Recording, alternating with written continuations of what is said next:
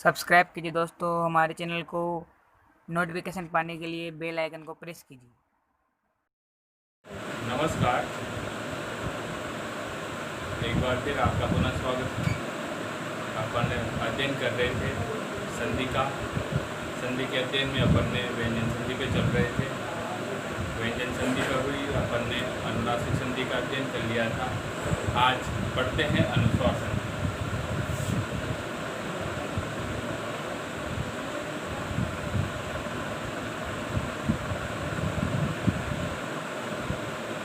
सबसे पहले तो अनुस्वार के बारे में जानकारी प्राप्त करते हैं।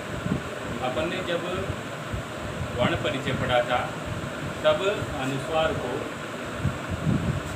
अवर्गीय वर्ण में विभाजित किया था। अवर्गीय वर्ण में दो वर्ण आते हैं, एक तो विसर्ग आती है और एक अनुस्वार आता है। विसर्ग का उच्चारण ह इसके माध्यम से बोलते हैं, जैसे रामः बोलते नहीं बोलते रामः इस प्रकार से उच्चारण करते हैं। और अनुस्वार का जब उच्चारण करते हैं तो ये म की ध्वनि में आती है, जैसे रामम। अब इसके ऊपर अनुस्वार लगी हुई है तो इसका उच्चारण होगा रामम। तो इसका विसर्ग का अनुस्वार का उच्चारण म के रूप में करते हैं और विसर्ग का उच्चारण अनुस्वार ख के रूप में करते हैं। यहाँ पर अनुस्वार संधि है। अनुस्वार के बारे में जानकारी प्राप्त कर ली कि अनुस्वार का चिन्ह ये होता है। तो अनुस्वार संधि में किसी पंचमाक्षर के स्थान पर अनुस्वार आदेश किया जाता है। अब वो कैसे किया जाता है परिभाषा के माध्यम से समझते हैं। देखो, परिभाषा में बताया गया है कि पदांत में स्थित म के स्थान पर अनुस्वार हो जाता है। किसमें स्थित होना चाहिए? पदांत, यानी जो म आया हुआ है वो किसी न किसी या तो शब्द रूप का होना चाहिए, शब्द रूप का अंतिम वर्ण, या फिर धातु रूप का अंतिम वर्ण होना चाहिए। पदांत तिंग और सुख प्रत्यय से निर्मित शब्दों को पदांत संज्ञा होती है। किसकी होती है? शब्द रूप को तिंग प्रत्यय और सुख प्रत्यय। अब तिंग प्रत्यय से निर्मित जो शब्द होते हैं वो धातु रूप होते हैं। आपने देखा होगा कि धातु है, जैसे एक धातु है पट, सब जानते हो उसके बारे में। पट धातु के बारे में सब जानते हैं कि भाई पट का मतलब होता है पढ़ना। अब जब इसमें अपन तिंग प्रत्यय लगाएंगे, कौन से प्रत्यय? ये तिंग प्रत्यय, यहाँ पर लिख देता हूँ मैं आपको, ये तिंग प्रत्यय लगाएंगे। अब जैसे ही इस पट धातु में तिंग प्रत्यय लगेगा तो फिर इसके रूप बनते चले जाएंगे। पूरे तिंग प्रत्यय 18 होते हैं और जब एक लकार में अपन इनको पढ़ते हैं तो फिर वहाँ पर 9 रूप बनते हैं। जैसे आपने देखा होगा धातु रूपों में प्रथम पुरुष, मध्यम पुरुष और उत्तम पुरुष। इस प्रकार से 3 पुरुष होते हैं और एक वचन, द्विवचन और बहुवचन ऊपर की तरफ होते हैं। फिर वहाँ पर रूप बनते हैं। प्रथम पुरुष एक वचन में पठति, प्रथम पुरुष द्विवचन में पठता, पठति, पठत, और बहुवचन में पठन्ति, मध्यम पुरुष में पठसी, पठतः, पठत, फिर उत्तम पुरुष में पठामि, पठाव, पठा।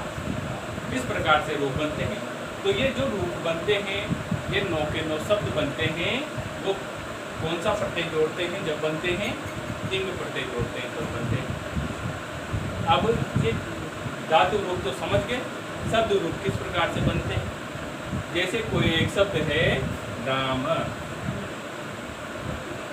रामः शब्द है, अब ये रामः किस प्रकार से बना? इसका मूल शब्द तो राम है, ये हलंत वाला, मगर इसमें जब सुख प्रत्ययों को जोड़ते हैं, सुख प्रत्यय लगते हैं, ये सुख प्रत्यय पूरे 21 होते हैं। कितने होते हैं? ये 21 होते हैं और तिंग प्रत्यय 18 होते हैं। ये 18 होते हैं और ये 21 होते हैं। आपने देखा होगा कि जब राम का रूप बनाएंगे, शब्द रूप बनाएंगे, तो वहाँ पर 7 विभक्तियों में आता है। प्रथमा विभक्ति, द्वितीय विभक्ति, तृतीय विभक्ति, चतुर्थी विभक्ति। उधर एकवचन, द्विवचन और बहुवचन में आता है।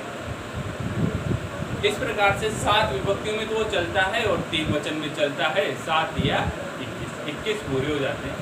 21 शब्द बनते हैं सुख प्रत्ययों से। अब ये सुख प्रत्यय कितने हैं? 21।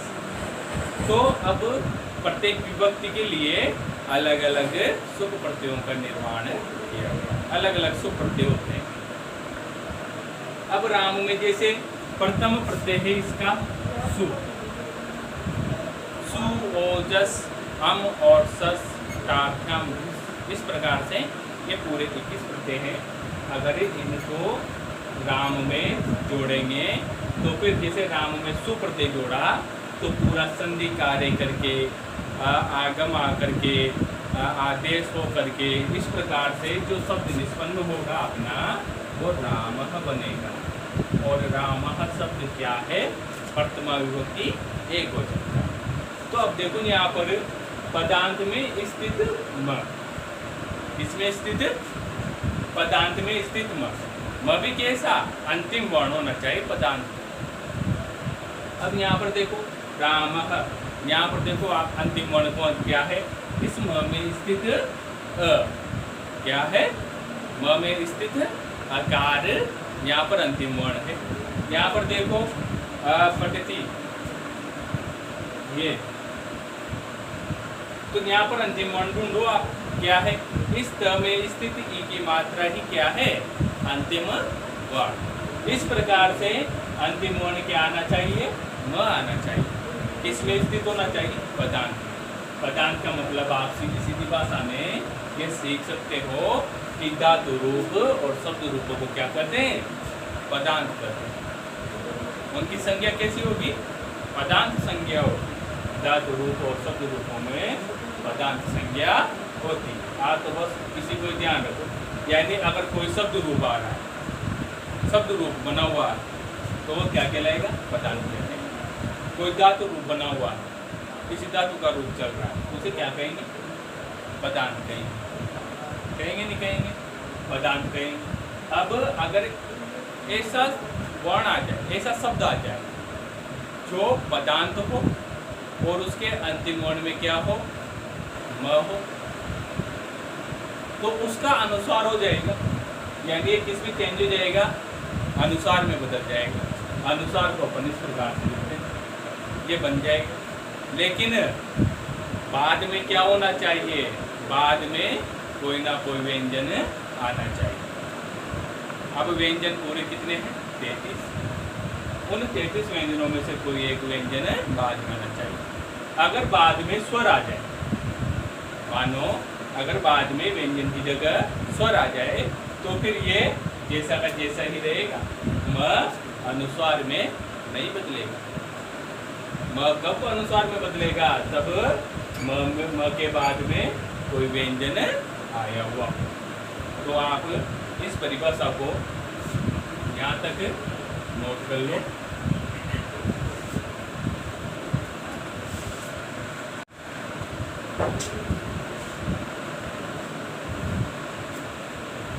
पदांत बराबर लिखना आप शब्द रूप और धातु।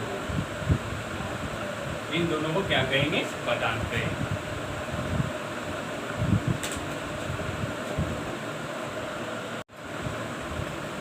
परिभाषा लिखने के बाद में इसको कुछ शब्दों के माध्यम से सीख सकते हैं अपन। जैसे अपन ने पढ़ा था पहले कि सबकी एक सार ने बनाई थी, मैंने कुछ एक लाइन में पूरे को ही परिभाषित कर दिया था। तो यहाँ पर आप उसको भी परिभाषित कर सकते हैं पदांत में क्या होना चाहिए, इसमें पदांत का म होना चाहिए, पीछे कोई ना कोई व्यंजन आना चाहिए। अगर पीछे व्यंजन आ रहा है और आगे म है, म भी किसमें, पदांत में है, तो फिर इस म का क्या हो जाएगा, अनुस्वार हो जाएगा, अनुस्वार हो जाएगा।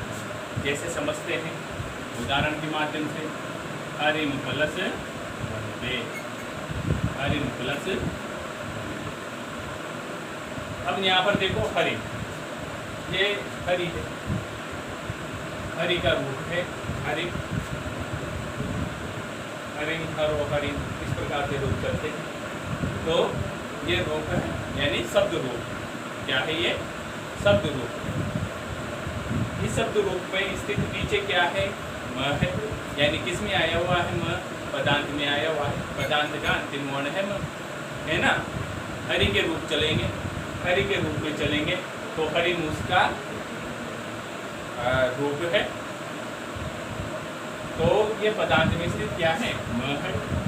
और पीछे क्या आया हुआ है, वह है पीछे, ये वह, इस व में भी क्या मिला हुआ है, अ मिला हुआ है, लेकिन अ तो दूसरा वर्ण हो गया, प्रथम वर्ण क्या है, तो प्लस के पीछे वाला प्रथम वर्ण और प्लस के आगे वाला अंतिम वर्ण, इन दोनों में ही संधि कार्य हो और दूसरे में नहीं हो। पहले भी बताया था मैंने आपको, सबसे पहला कार्य क्या करना है अपन को, कि प्लस के पीछे वाला वर्ण देखना है एक, और प्लस के आगे वाला वर्ण देखना है, इन दोनों के बीच में ही संधि कार्य हो। अब यहाँ पर देखो, इन दोनों के बीच में हो रहा, म आया हुआ है पीछे, वह है, वह व्यंजन है, इसमें जो स्वर मिला हुआ है वो तो दूसरा वर्ण हो गया ना, और विश्लेषण के बाद में ये दूसरा वर्ण हो गया, तो जो पहला है ये दूसरा वर्ण है, तो स्वर तो आ ही नहीं रहा, तो ये व्यंजन आने की स्थिति में इस म का क्या हो जाएगा, अनुस्वार हो जाएगा। अब देखो, मिला करके देखो, हरि, म किस में बदल गया, अनुस्वार। अनुस्वार कहाँ पर लगेगी, अंतिम ऊपर, हरिम, इसे क्या उच्चारण करेंगे, हरिम। पीछे क्या है, वंदे, ये वंदे बना क्या अपना, हरिम वंदे बन गया। इसके बाद में एक और उदाहरण देख लो, सत्यम वदः, ये सत्यम प्लस वदः, सत्य बोलना चाहिए, पदांत में है सत्यम, शब्द रूप बना हुआ है सत्य का, वदः, वद है, वह आया हुआ है, तो इस म का क्या बन जाएगा, अनुस्वार बन जाएगा, और पीछे जैसा का जैसा ही आ जाएगा, क्योंकि वह की जगह कोई दूसरा वर्ण बन ही नहीं रहा, बन तो किसकी जगह रहा है, वह की जगह अनुस्वार ही हो रहा है, तो इसे नोट कर लो। और अगर पदांत के बाद में म आ जाए, पदांत में म आ जाए और पीछे कोई स्वर आ जाए, तो फिर ये इस प्रकार से नहीं बनेगा, अनुस्वार नहीं बनेगा, तो वो ऐसे कैसे लिख देते हैं, आपने बहुत किताबों में देखा होगा पढ़ते वक्त, कि बहुत सी जगह तो इस प्रकार से अनुस्वार आ जाता है और बहुत सी जगह ये होता है, तो वहाँ पर जहाँ पर इस प्रकार से म आएगा, वहाँ पर उसके पीछे कोई ना कोई स्वर होगा। आप नोट करना एक बात, कि अगर म के बाद में कोई स्वर आ जाए तो फिर म अपनी मूल प्रवृत्ति नहीं रहेगा, अनुस्वार में चेंज नहीं होगा। अनुस्वार में कब बदलेगा, जब म के बाद में कोई व्यंजन आया हो। इसे नोट कर लो। अपन ने पढ़ा है म का अनुस्वार, भाई म का अनुस्वार तो होता ही होता है, लेकिन किसका अनुस्वार हो जाता है, न का भी अनुस्वार हो जाता है, लेकिन क्या होना चाहिए। अब अपन ने पहले के नियम में पढ़ा कि पदांत में म का ही अनुस्वार होगा, अपदांत में नहीं होगा, लेकिन यहाँ पर दूसरे नियम में स्थापित किया गया है, नश्च पदांतः झलि, झल वर्ण परे होने पर अपदांत का भी, अपदांत में स्थित न और म का भी ये हो जाता है, अनुस्वार हो जाता है। अब जल प्रत्याहार क्या है, समझ लेते हैं। इसका सूत्र है नश्च पदांतः जल। अब देखो अपदांत यानी कोई दूसरा वर्ण ही आया हो अपदांत में हो म और न, तो उसका भी अनुस्वार हो जाएगा। तो नियम 2 लगा करके लिखो आप अपदांत म व न का भी अनुस्वार हो जाता है।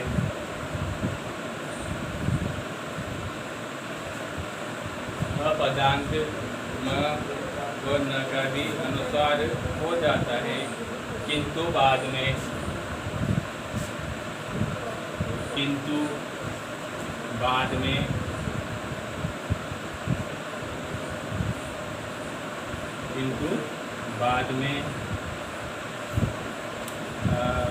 वर्ग का पहला, दूसरा, तीसरा, चौथा तथा पहला, दूसरा, तीसरा, चौथा वर्ण तथा श, स व्यंजन वर्ण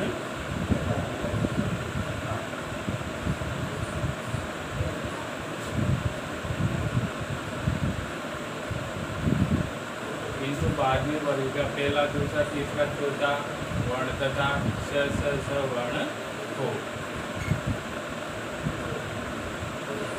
अगर अपदांत में म व न आया हो तो वहाँ पर पदांत का नियम बनाया गया था, लेकिन दूसरे नियम में कहा गया है कि अपदांत में म और न का भी अनुसार बन जाएगा, लेकिन बाद में क्या हो वर्ग का पहला, दूसरा, तीसरा, चौथा तथा स, क्ष, स ये हलंत में है, क्ष, स और श ये वर्ण आने चाहिए। भाई वहाँ तो पूरे व्यंजन लिए गए थे, यहाँ पर कौन कौन से व्यंजन छोड़े गए हैं ये देखो। एक तो वर्ग का 5वां वर्ण छोड़ दिया, ह छोड़ दिया, इसमें से उसमें व्यंजनों में से क्या छोड़ दिया, ह छोड़ दिया, और पूरे अंतस्थ 4 व्यंजन छोड़ दिया, य व र ल ये वर्ण छोड़ दिया, यानी ह, य, व, र, ल और वर्ग का 5वां वर्ण छोड़ दिया। उसके बाद में कोई से भी व्यंजन आ जाए, इनमें से कोई सा भी व्यंजन आ जाए म व न के बाद में, तो फिर आपको वहाँ पर क्या करना है, अनुस्वार करना। जैसे उदाहरण देखो, बयान प्लस सी, बयान प्लस सी,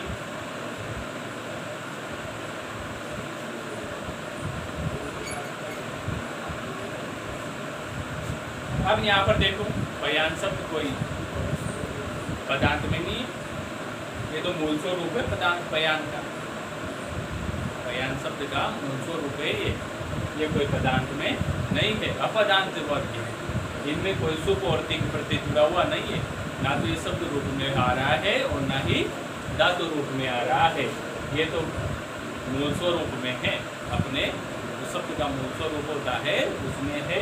इसके पीछे क्या आ रहा है, सी, स में भी प्लस के पीछे वाला वर्ण क्या है, स, ये वाला स है, स में लगी हुई की मात्रा। तो जैसे ही अपन पद विश्लेषण करते हैं तो पहले व्यंजन को लेते हैं, फिर उसके बाद में व्यंजन में जिसकी मात्रा लगी हुई होती है उसे लिखते हैं। तो किसकी मात्रा लगी हुई है, एक की। तो फिर आप यहाँ पर ये मत कर देना कि पहले ई आई यू ये फिर उसके बाद में स आया, ऐसे थोड़ी आता है। अरे स्वर में कोई व्यंजन थोड़ी मिलता है, व्यंजन में स्वर मिलता है, इसमें मिलता है व्यंजन में स्वर मिलता है।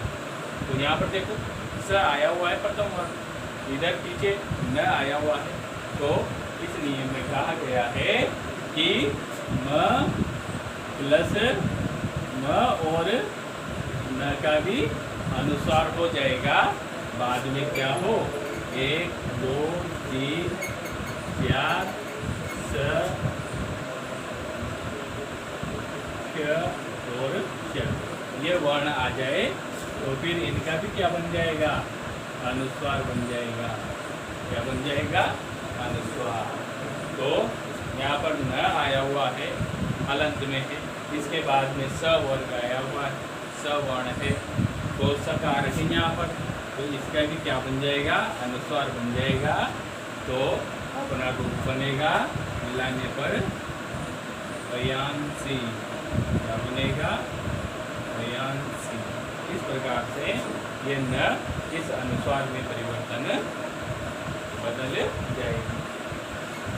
इसे परिभाषा को न्या से न्या तक, न्या हो तक लिखो, फिर उसके बाद में ये वाली सारणी बना लेना ताकि आप एक लाइन में इस पूरी परिभाषा को समझ सके। फिर उसके बाद में उदाहरण, ठीक है।